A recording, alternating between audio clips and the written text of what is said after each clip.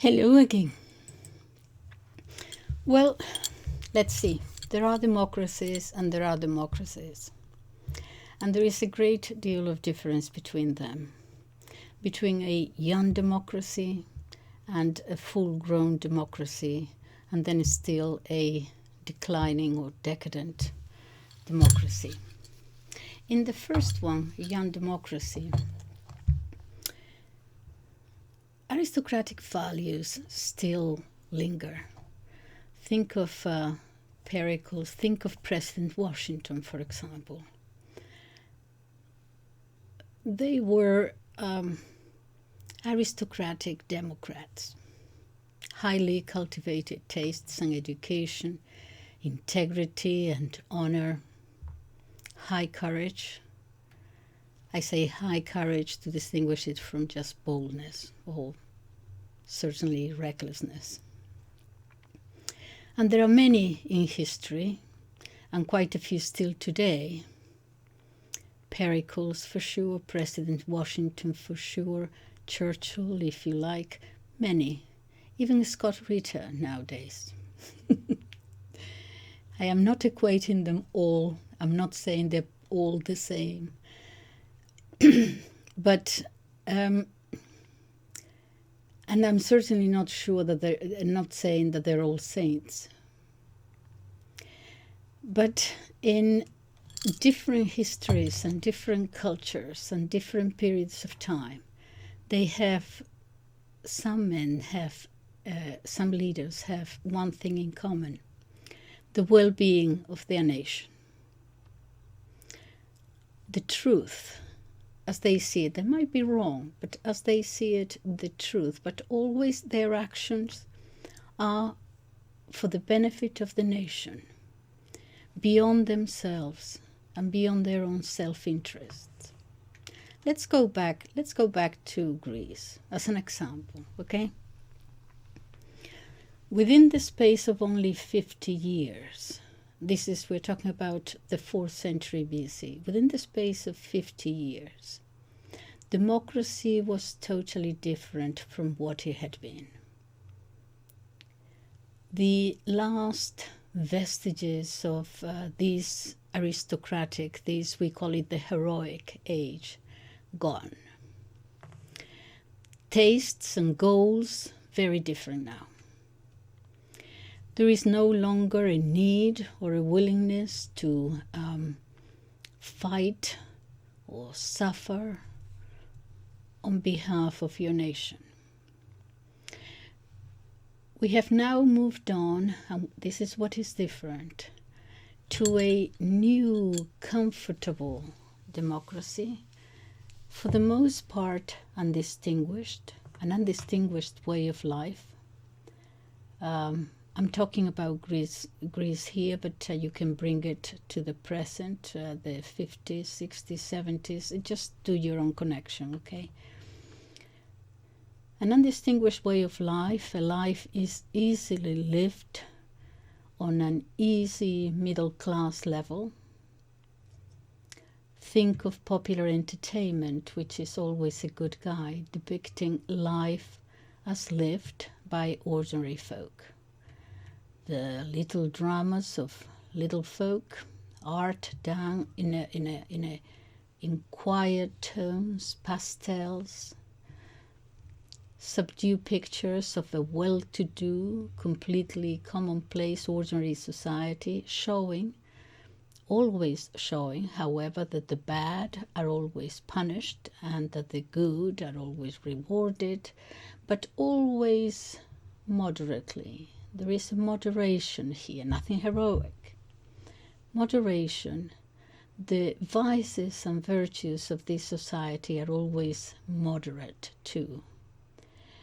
And these dramas always end up in a happy marriage at the end, or the cowboy riding towards the sunset when the curtain falls. So safety is one definition of it. No soaring imagination, nor roaring laughter when you watch a play. Aristophanes, who had written comedies in the heroic age, in the first Young Democracy, would have actually laughed out loud now at their, he would probably say, mediocrity in his mind.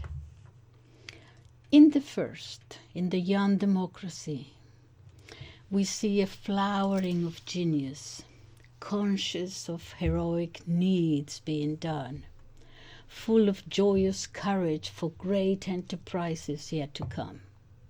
The flame is intense here, white hot, but in a period of only 50 years, this intense flame had disappeared, leaving behind a comfy fireside warmth.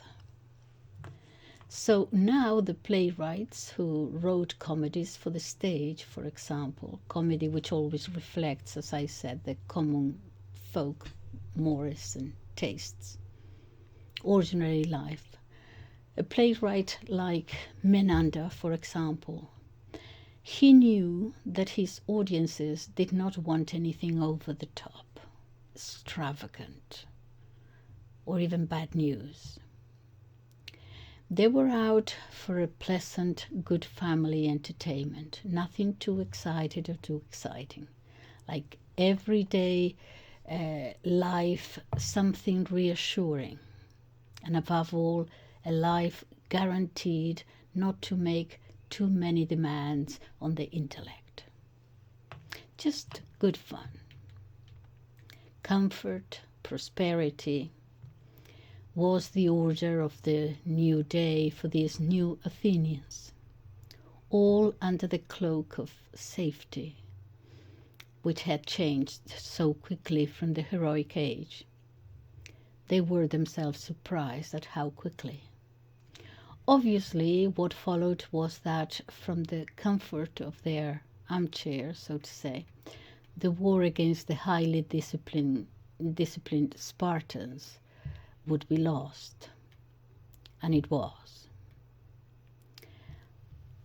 That was Greece, which we equate always with the idea of freedom. Let's move on to Rome. Rome, we equate it with order. Again, the theatre and common folk entertainment. The characters on the stage would be Roman, obviously, but they would always be given to the characters foreign names, and the cities will always be foreign cities, normally Greek names and Greek cities. Why? Because of censorship. One of the playwright Plautus' contemporaries was exiled, actually. Only that the death penalty was worse than exile. And he was exiled for one play with one single disrespectful allusion to dignitaries. How was that? Well, you see, to be a Roman, and a Roman citizen at that, there was something of the divine about it. No ordinary playwright was to play around with this and make the dignitaries look ridiculous. So they turned to foreign names, Greek names for the most part, but right in the middle of it, a character with a Greek name in a Greek city would say something like, "Oh, those Greeks." It was inconsistent. It didn't make sense, but it did make sense to the audience who knew what was going on. So inconsistent, yes, but it escaped the censor, you see.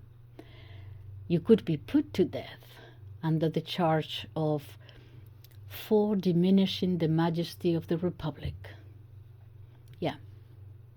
And we all need to be very careful with diminishing majesties of more than one kind. And then there is another type of democracy, the period of, let us say, decline or decadence, better. Society now being run for the benefit of a small clique or a cadre or a group of powerful self-proclaimed deities. And here now you're going to have open mockery, satire, ridicule. Juvenal and Lucan are examples of playwrights like this. And just about everything political, moral, intellectual, because life is all upside down. The corruption of the elites, open to your face, the masks gone. And of course, after a period of time of all this, comes the inevitable, the peasants rising and the guillotine, and you could say the only defense left to the powerless when there is nothing else left. No one will listen, and as they say, the ship of state breaking up or in wreckage. No plan, no reason, no system. Catullus was another writer of this time, and he said about the period of decadence, he said he was practically pulling his hair out, and he said, who can witness, who can endure this thing? Only one who is himself without shame, greedy, a swindling gamester. O Rome, decadent in your debauchery, will you witness what is happening to you and endure it? Look at you, arrogant, money rolling off you and going to every bed, and all alike. So, a type of democracy, young, heroic, signified by honor, by high courage. Another period, another epoch of then full-grown middle-class safety, perhaps prosperity, but the spine is weakening now. And then a third period of a third type of democracy, of decadence, moral and political corruption, and even pillage. Okay, so of those of a heroic age, and those in our age who are willing to be stoned or censored or have their passports confiscated, whatever it might be, people who also tell the truth, sometimes at their own peril. These people share a magnificence of mind here, of who they are, on what their beliefs are. They are sure of themselves. You don't need to like them. It's fine with them if you don't. They know who they are, these leaders, and what they stand for. Often the truth as they see it, but always not in themselves and their own advantage, but with their nations in mind. Someone said there is nothing, absolutely nothing fairer, nothing more beautiful to be admired, nothing more loved in a man than high courage. That's the heroic age. Now let's look at the safety age, the safety period. That is not of the heroic man, that is more of the politician. Political expedience, pretended elegance, but no magnificence of mind. Magnificence of mind is no longer a highly prized virtue in our period, or in that period in Greece either, or in Rome. Leaders want to know that they will be applauded by the masses. I put the emphasis on applaud, on being applauded by the masses here, because I'm referring to them being liked rather than purely seeking consent of the governed. Okay, so they want being applauded, but if they don't have that safety net, that of being popular, they venture not. They have not the courage to be unpopular. They are afraid to be unique. They are afraid to act.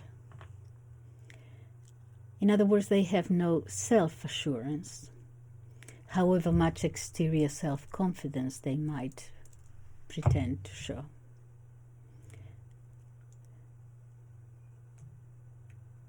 Someone said about this time and these politicians, we see, I think it was Cicero, we see their hair carefully arranged and observe them adjusting it with the finger,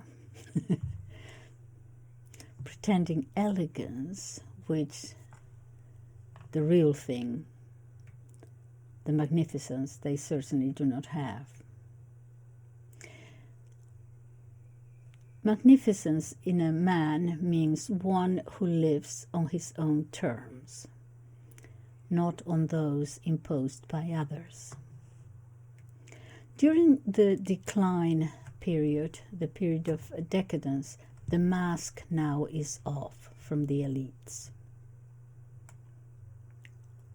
Those with power openly and unashamedly subjugate the rest.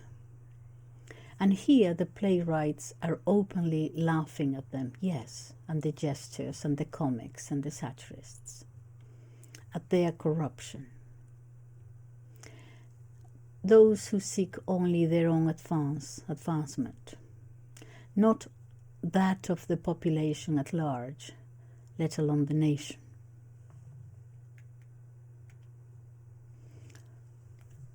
Someone said of them, so great is their passion for wrongdoing,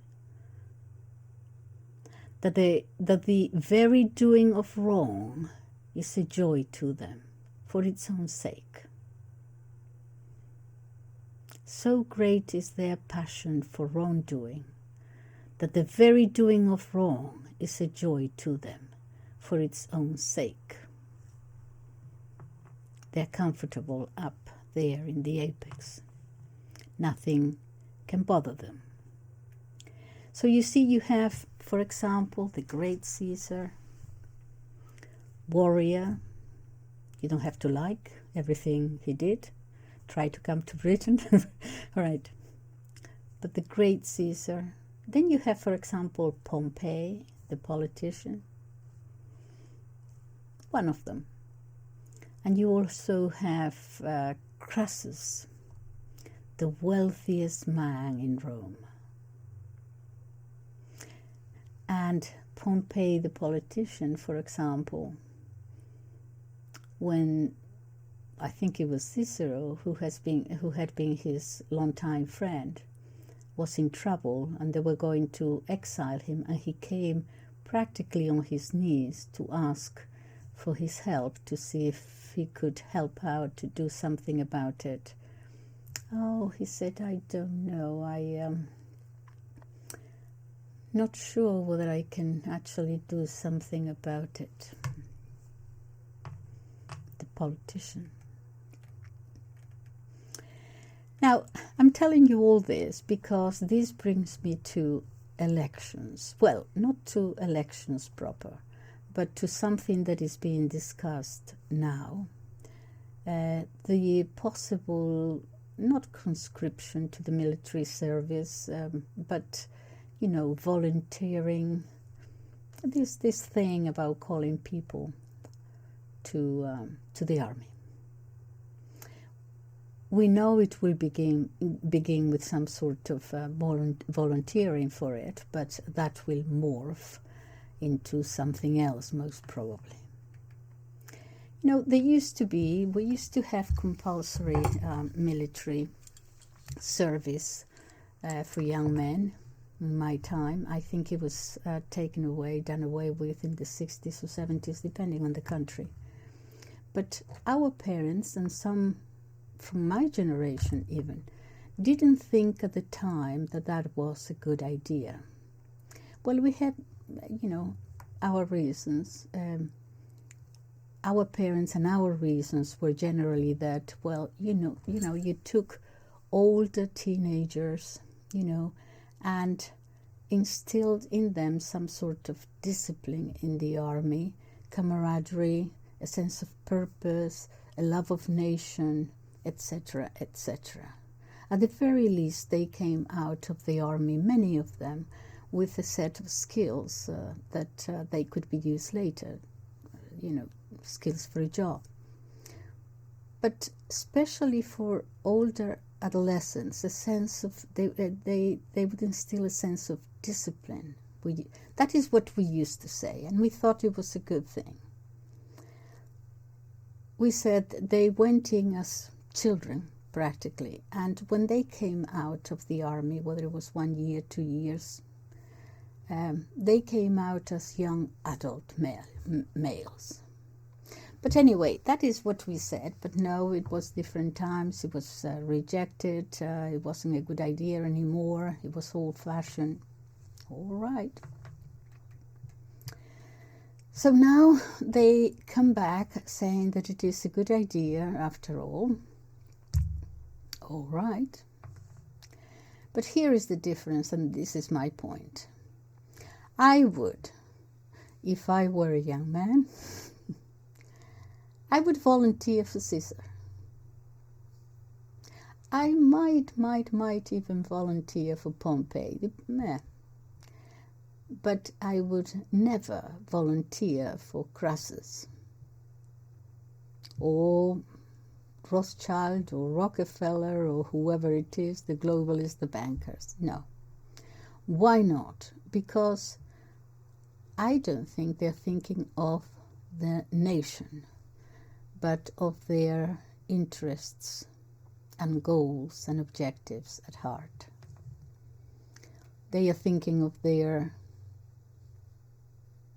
global governance interests and their hegemony in the world and their profit margins and their unipolar power and so on and so forth. So I don't think that I would volunteer for that.